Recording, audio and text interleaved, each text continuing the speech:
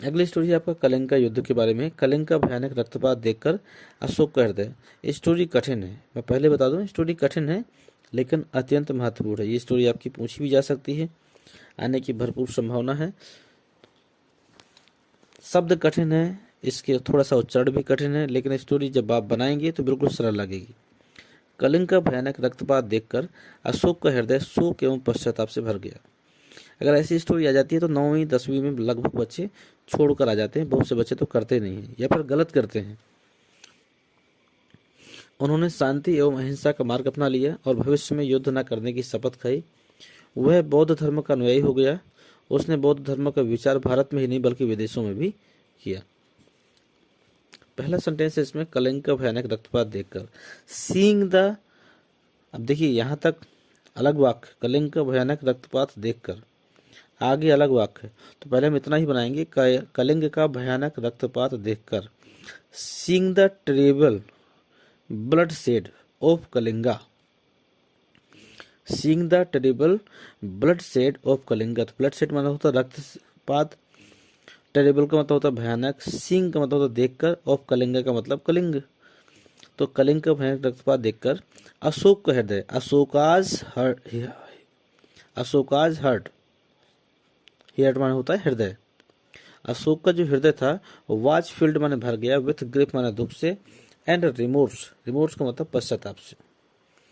Seeing the terrible bloodshed of Kalinga, Ashoka's heart was filled with grief and remorse.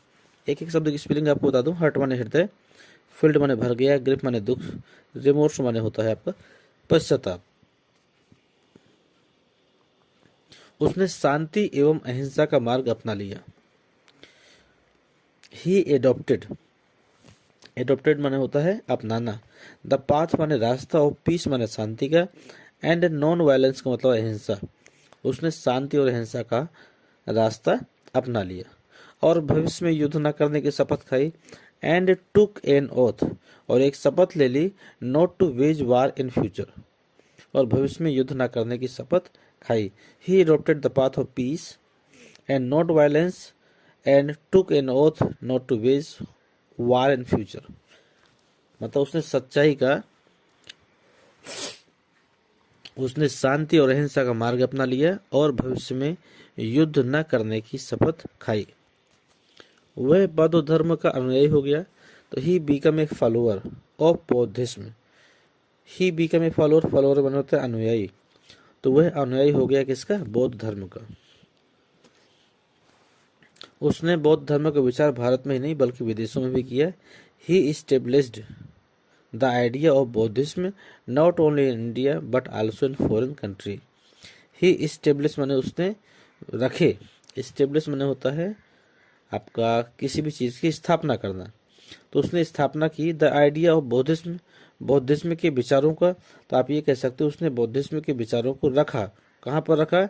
Not only in India, Bharat में ही नहीं, but also in foreign country, लेकिन विदेशों में भी रखा। मतलब उसके कहने का अर्थ ये है कि उसने अपने बौद्ध धर्म के विचारों को सिर्फ भारत में ही नहीं विदेशों तक भी पहुंचाया।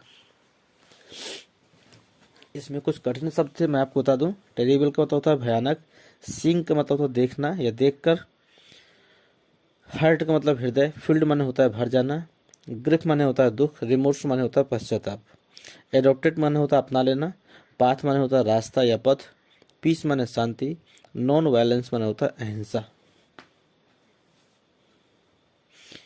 ओथ माने होती है कसम, वेज वार माने होता है युद्ध, फ्यूचर माने होता है भविष्य, फॉलोअर माने होता है अनुयायी, स्टेब्लिश माने होता है स्थापित करना, आइडिया माने होता है विचार, फॉरेन माने होता है विदेश, और कंट्री माने होता है देश। स्टोरी थोड़ा सा कठिन है, मैं फिर से ये बात कहूँगा आपसे, लेकिन इतनी भी कठिन है कि सीखी न जा सके। एक एक शब्द को मैंने आपको बताया है। यदि आपको सिर्फ मीनिंग याद है तो आपको स्टोरी बनाने में बिल्कुल भी दिक्कत नहीं होगी। तो इसी के साथ हम इस स्टोरी को समाप्त करेंगे। मिलेंगे आपसे अगली स्टोरी में।